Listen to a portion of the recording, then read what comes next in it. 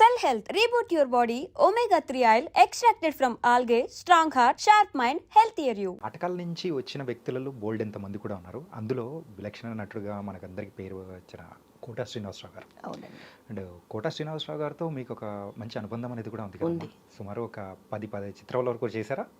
ఒక 8 సినిమా చేశాను. 8 9 చేశాను. ఎలా ఉండేదమ్మా ఆయనతో చాలా పని? అద్భుతమైన నటుడండి. మ్మ్. చాలా అద్భుతమైన నటుడు. మనం చాలా చెప్పుకునేటప్పుడు ఒక్కోసారి ఒక ఎస్వి రంగారావు గారికి, గుమ్మడి గారికి రీప్లేస్మెంట్ లేదు అనుకొని చెప్పుకుంటూ ఉంటాం యా. కదా. అంటే వాళ్ళిద్దరి గురించే కాదు, కొన్ని రీప్లేస్మెంట్ లేవు కదా, అంతే. అలా ఆయనకి రీప్లేస్మెంట్ లేదు. మ్మ్. కోటా గారికి, కోటా గారి లాగా, కోటా గారి రేంజ్ అనుకోవడానికి మనకి ఏమో, నేను ఉన్నంత వరకు చూస్తానో లేదో నాకైతే తెలియదు. మ్మ్. చాలా అద్భుతమైన నటుడండి. మొన్న ఆయన చనిపోయినప్పుడు, అంటే ఇప్పుడు కరెక్ట్గా వారమైంది, యా.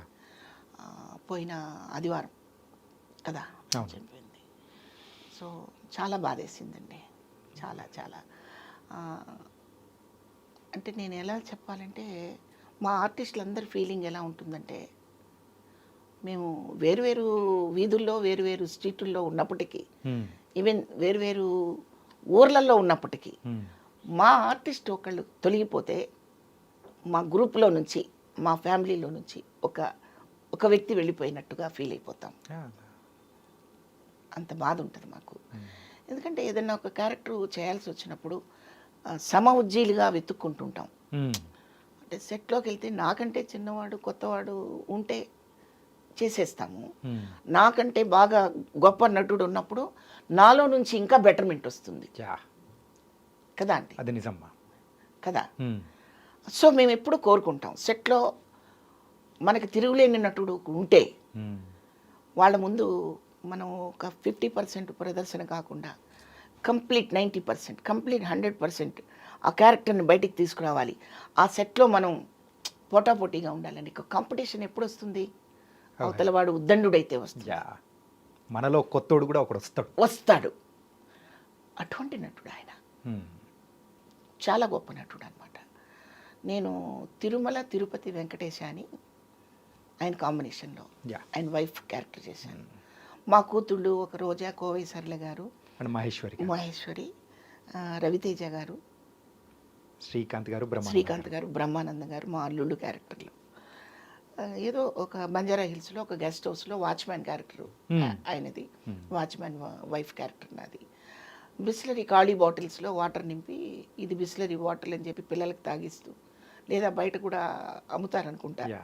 అలాంటి క్యారెక్టర్ ఇప్పుడు జరిగేది మీరు అప్పుడే చేసేసారు. చేస్తాం. ఇప్పుడు జరిగేది యా. ఫ్యాక్ట్. ట్యాప్లో వాటర్ పెట్టి వాటర్లు పోస్తూ ఉంటారు అందులో.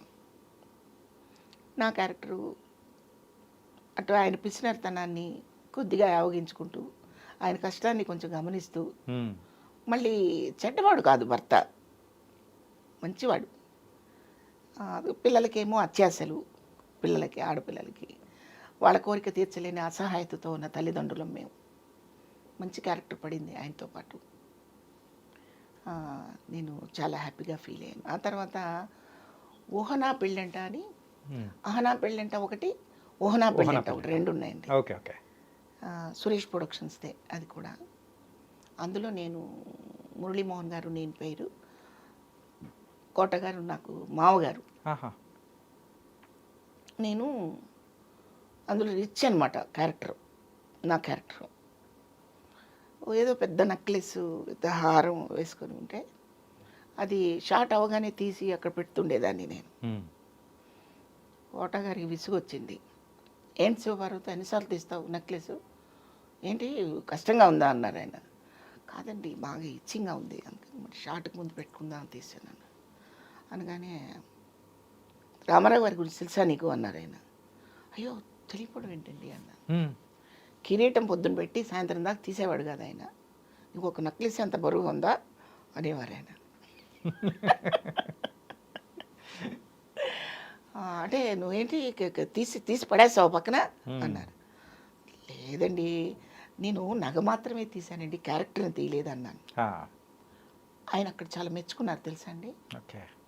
నేను నగ మాత్రమే తీశానండి, క్యారెక్టర్ తీయలేదు, క్యారెక్టర్లోనే ఉన్నాను నేను అనగానే ఆయన హగ్ చేసుకొని, జంజాల్ గారు చూసారా స్టేజ్ ఆర్టిస్ట్ అంటే మరి అదే, చూడండి నాకు ఇచ్చేసింది కౌంటర్ అన్నారు ఆయన. అయ్యయ్యో కౌంటర్ కాదండి, కౌంటర్ కాదండి, అదేలే నువ్వు నాకు కౌంటర్ ఇచ్చాలే అంటారు. అలా ఒక స్ట్రైట్గా మాట్లాడటము, లోపల ఒకటి మనసులో ఒకటి పెట్టుకొని మాట్లాడటం ఆయనకి తెలియదండి. స్ట్రైట్గా ఉంటారు ఆయన. కోట శ్రీనివాసరావు గారు అనేటప్పటికి ముక్కుసూటి వ్యక్తి, ఏదున్నా కానీ మనసులో దాచుకోకుండా ఎంత పెద్దటి మాట అయినా కానీ స్ట్రైట్ ఫార్వర్డ్గా వేదిక ఏదైనా కానీ ఆ వ్యక్తి గురించి అయినా అట్లే చెప్పేవాడు. అవునండి. అట్లాగే ఆర్టిస్ట్ని గమనిస్తారండి ఆయన. మంచి ఆర్టిస్ట్ వీళ్ళు అనుకుంటే మాత్రం చాలా ప్రేమగా ఉంటారు. ఆ క్యారెక్టర్ చేయటం లేదు అనుకుంటే మనకు ఆయన ఫేస్లోనే తెలిసిపోతుంటుంది. అంటే వీళ్ళు క్యారెక్టర్లో ఇన్వాల్వ్ అవ్వట్లేదు, చేయటం లేదు అని కోపం ఉండేది ఆయనకి.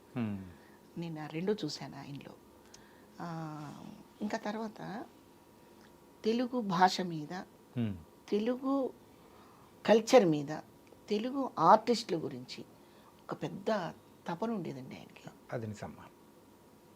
మీరు చాలాసార్లు చెక్ చేసుకోండి, ఎటువంటి సభలోనైనా మా తెలుగు వాళ్ళకి ఎందుకయ్యా మీరు ప్రయారిటీ ఇవ్వరు, చక్కగా డైలాగులు చెప్పే ఆర్టిస్టులను ఎందుకు మీరు వదులుకుంటారు అని ఒక బలమైన పోరాటం చేశారు ఆయన. అయితే ఆ పోరాటం ఎంతవరకు సక్సెస్ అయిందనేది మనకు తెలుసు. అది పోరాటంగానే మిగిలిపోయింది, అది పెద్దగా సక్సెస్ అవ్వలేదు. మన వాళ్ళకి తల్లులు కూడా మోడ్రన్గా కనిపించాలి. ఇప్పుడు ఆ పరిస్థితి వచ్చింది. తల్లులు కూడా ఉదార్థంగా కనిపిస్తే ఎందుకులే అనుకుంటున్నారు ఏమో మరి నాకు తెలియదు. కొంచెం మోడ్రన్గా, కొంచెం మిడ్డీలు చెడ్డీలు వేసుకొని లొకేషన్కి వచ్చి, ఆ తర్వాత ఫ్యాన్సీ డ్రెస్సులు వేసుకున్నట్టు ఓ తెల్ల విగ్గు పెట్టుకొని, ఒక కుంకుమ బొట్టు పెట్టుకొని, కాటన్ చీర కట్టుకొని అక్కడికి వచ్చి మీరు వేస్తున్నది మదర్ క్యారెక్టరా అనిపించుకోవాలని తాపత్రయపడుతున్నారే తప్పితే ఒక మదర్ లాగా అడాప్ట్ అవ్వటం లేదు. మీరు కోట గారిని చూడండి, ఆయన ఎన్ని తరహా క్యారెక్టర్లు వేశారు ఆయన. విలన్లోనే రకరకాల క్యారెక్టర్లు చేశారు ఆయన. ఒక సాఫ్ట్ హెయిర్ పెట్టుకుని మాటికి జుట్టు ఇట్లా అనుకుంటూ ఉంది ఒక క్యారెక్టర్ దేంట్లోనో. అలాగే మన ఎన్టీఆర్ గారి క్యారెక్టర్ చేశారు. ఆ క్యారెక్టర్ ఏంటండి అది పిక్చరు? ఆయన కెరీర్ స్టార్టింగ్లో కాదు, బాగా పీక్లోకి వచ్చాక చేశారు. ఓకే. అప్పుడు క్రిటిసైజాలు కూడా చాలా వచ్చాయి కదండి ఎన్టీఆర్ గారి క్యారెక్టర్. అట్లా ఏ క్యారెక్టర్నైనా అలాగా అడాప్ట్ చేసేసుకొని ఒదిగిపోయి చేయడము అనేది ఒకటి. ఇది పాపం ఆయన నిష్క్రమించే ముందు కూడా నాతో ఒకసారి ఫోన్లో చెప్పారు. ఇప్పుడు 3-4 months క్రితంలేండి నేను ఫోన్ చేసింది. ఓకే. ఎప్పుడో అంటే ఒక రేడియో ప్రోగ్రామ్ అనమాట అది.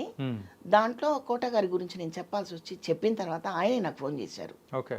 బాగా చెప్పావు శివపార్వతి అంటే, ఉన్నదే కదండి నేను చెప్పింది, కొత్తది చెప్పలేదు కదా అని మాట్లాడుకున్నాము. నువ్వేం చేస్తున్నావు అంటే, లేదండి కొద్దిగా స్లో అయింది నా నడక అంటే, పరిగెత్తేదానివిగా అన్నారు. పరిగెత్తేది ఒక్కోసారి నడక అవుతుందండి, ఒక్కోసారి నిలబట్టం కూడా అవుతుంది కదా అన్న. నువ్వేం తగ్గలేదు అన్నారు ఆయన. ఆ రోజు ఏదైతే కౌంటర్ అని ఆయన అన్నారో అలాంటిది. కానీ అది బాగుండేదమ్మా.